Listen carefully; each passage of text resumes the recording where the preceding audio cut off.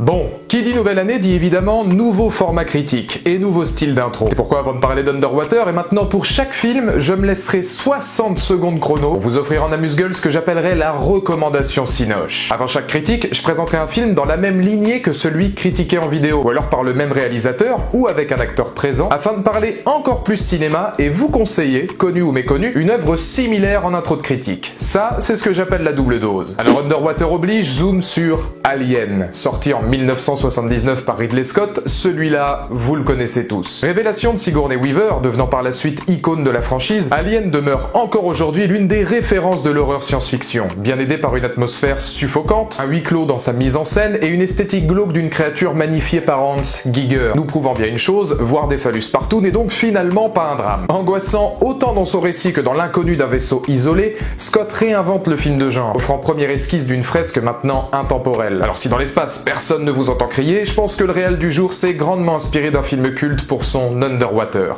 Maintenant, critique.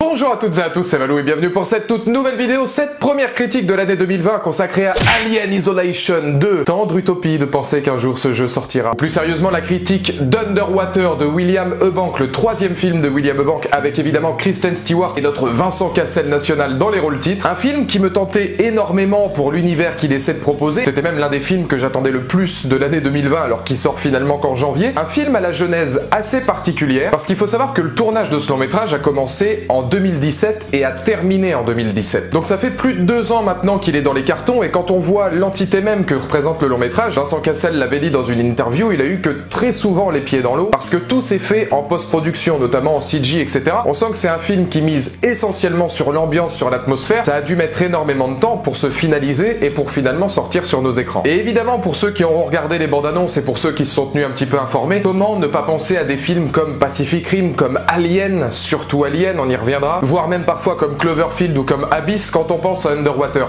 C'est là aussi que la jeunesse du projet est assez intéressante. William Eubank, c'est son 3e long métrage. Les 2 premiers films qu'il a fait, Love et The Signal, c'était des films de science-fiction. À partir de ce moment-là, et ça se voit dans Underwater, ça se ressent vraiment, c'est typiquement le genre d'œuvre qui peut rendre hommage à tous les films des années 70, 80, 90 qui prônaient cette science-fiction, cette atmosphère très claustrophobique en huis clos qu'on pouvait avoir effectivement dans des œuvres comme Alien, mais en même temps, il y a une contrepartie qui est assez intéressante par rapport à ce film-là. Est-ce qu'Underwater n'est pas simplement le recyclage, si vous voulez, d'ensemble d'œuvres que l'on connaît déjà, qu'elle reprend pour donner une entité qui n'aurait que très peu de consistance par rapport aux œuvres qu'on a déjà vues. Et en tout cas, sachez que de mon côté, j'ai pas boudé mon plaisir, c'est un film que j'ai beaucoup apprécié, qui a ses défauts évidents dans lesquels on va revenir, mais on va commencer d'abord avec ce que j'ai grandement apprécié au sein du long métrage, qui est d'ailleurs ce que prône l'entité même du film, son ambiance. L'ambiance, la photographie et le rythme. S'il y a 3 mots pour moi qui s'y à merveille à Underwater et qui sont pour moi les mots qui représentent au mieux le long métrage, ce sont ceux-là. On va pas briller par les personnages, on va pas briller par le scénario, parce qu'il faut savoir que le scénario en lui-même, c'est l'histoire d'une station de forage qui, après 3 minutes de film, va commencer à exploser. 6 survivants vont s'en sortir, vont tenter de s'échapper, vont se faire poursuivre par des créatures. Voilà, merci. Et à ce niveau-là, c'est la qualité d'un défaut. Effectivement, que le scénario ne va pas briller par rapport à Underwater, surtout qu'on est dans des fonds sous-marins, on aurait pu avoir, si vous voulez, un background, je trouve, extrêmement riche et extrêmement intéressant sur cet univers. Underwater, je pense que c'est pas son propos, et c'est là aussi que je dis que c'est une qualité. La part belle est mise au rythme, à la pression, à l'ambiance, à ce côté claustrophobique, sans jamais avoir un background, excepté sur le générique du début, du scénario, de l'histoire, de ce fameux système de forage, voire même de l'entité des personnages présents. On commence par la station qui explose, les personnages tentent de survivre, ça donne des scènes extrêmement puissantes où on va jouer non seulement sur la présence de créatures mystérieuses que l'on ne distingue que très peu, mais aussi sur ce qu'Underwater devait présenter pour être un film riche et intéressant dans son domaine,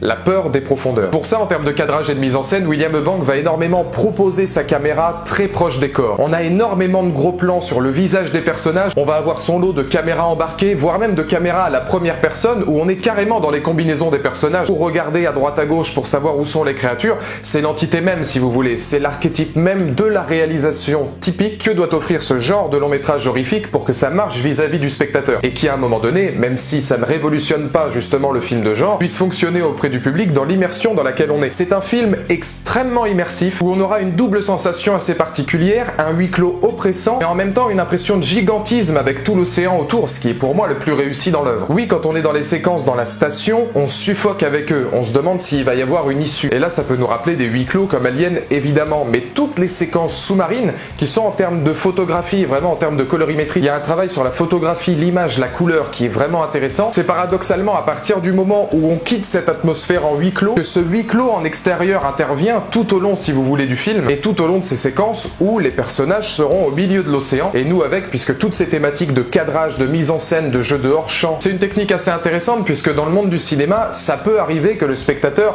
soit d'abord au courant de ce qui peut se passer ou distingue avant même le personnage la créature. Je pense par exemple à Alien. Pour tous ceux qui ont vu Alien ou vu ou revu, on se rend compte que l'alien, on le voit avant que le personnage le voit en question. Donc en termes de mise en scène, le spectateur à cet instant précis est un petit peu en recul, si vous voulez, je trouve, du long métrage. L'avantage d'Underwater, c'est qu'il me semble pas que dans aucune scène il le fasse. Et c'est là que je trouve qu'en termes d'ambiance, c'est vraiment réussi, c'est par ce système de caméra embarquée, ça donne du rythme, ça propose effectivement un étouffement, et on est tellement pris dans le récit, et la caméra veut tellement inclure son spectateur dans le récit, que l'essentiel des péripéties qui arriveront ne seront pas proposées au spectateur avant de les proposer au personnage en question. Ça, pour moi, c'est une mise en scène extrêmement riche, et c'est ce qu'il faut finalement dans ce genre de récit.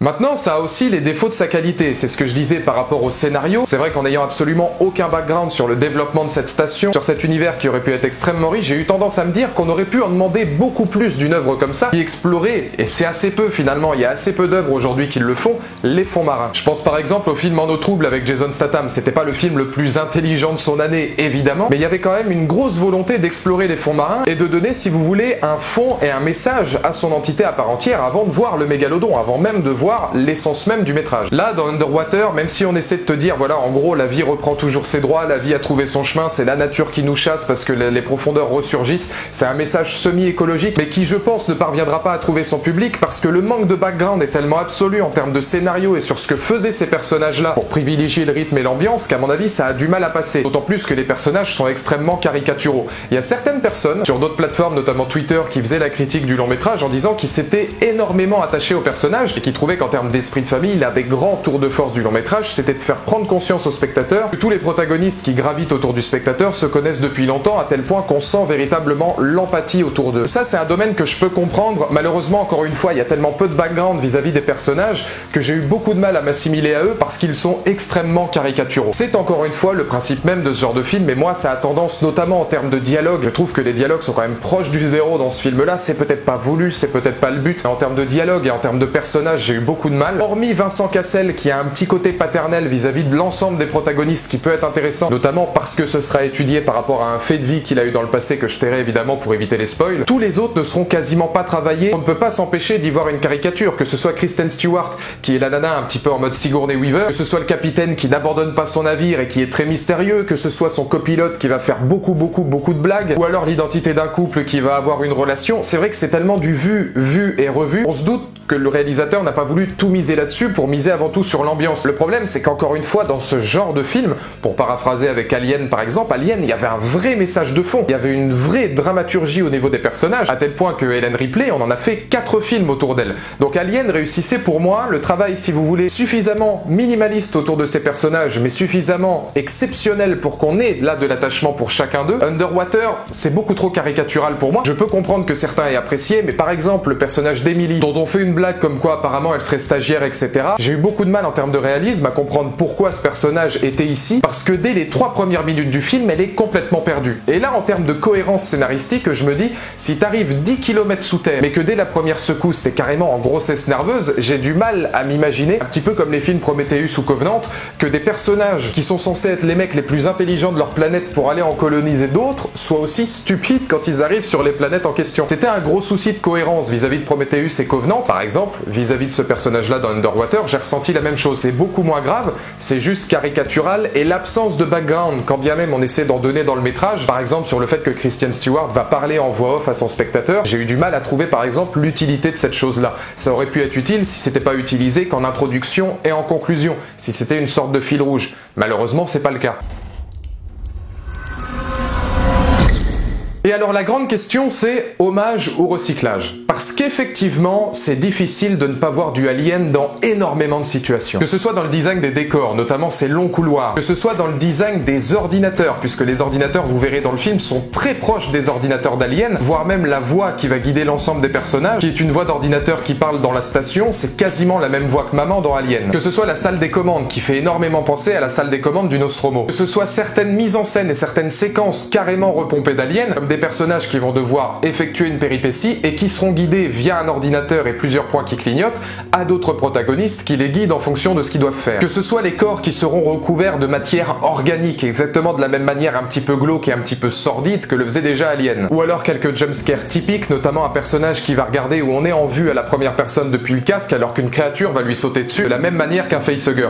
On pourrait se demander si c'est de l'hommage ou du recyclage, notamment puisque au sein du film, il y aura aussi beaucoup de références à Cloverfield, voire même Pacific Rim. J'ai tendance à penser que c'est un hommage, parce que le réalisateur, comme je l'ai dit, c'est son 3e film, il a fait déjà 2 films de science-fiction. Et quand on regarde Underwater, c'est un film de science-fiction, ne serait-ce que par le design des combinaisons sous-marines qui vont faire penser à des combinaisons pour aller dans l'espace, c'est clairement un film de volonté de science-fiction sous-marin. Je pense qu'il a un tel amour pour la science-fiction, que ce soit avec Love ou The Signal, qui étaient ses 2 premiers longs métrages, on ne peut pas dire que c'est du recyclage parce que je pense que tout est voulu. C'est un hommage vibrant à tout ce qui s'est passé dans les années 70-80, dans les grands films de science-fiction qui ont dû, à mon avis, le bercer dans son enfance. C'est le point qui va reprendre tous les codes de science-fiction possibles pour arriver à cet instant précis et pour arriver au film Underwater. Je pense que pour moi c'est un hommage, mais c'est là, à mon avis, la grande distinction qu'il faut faire avec ce film. Certains y verront un hommage, certains y verront clairement un copier-coller. Mais voilà, sans spoil, vous retrouverez beaucoup d'aliens, vous retrouverez beaucoup d'abysses, vous retrouverez beaucoup de choses que vous avez déjà vues. Je peux vous garantir qu'avec Underwater, à mon avis, vous ne passerez pas un mauvais moment. C'est rythmé, c'est immersif, l'ambiance, la photographie, tout ce qu'il a voulu faire, c'est extrêmement soigné, même si, à mon sens, on aurait pu attendre beaucoup plus d'un film comme ça, parce que c'est typiquement le genre de scénario, à mon avis, où ça pourrait être extrêmement riche et pertinent. Dans les commentaires ci-dessous, n'hésitez pas évidemment à me donner votre point de vue. Qu'est-ce que vous avez pensé d'Underwater? Est-ce que vous l'avez vu? Est-ce que vous comptez aller le voir? Je vais partir là-bas comme d'habitude, mais répondez quand même.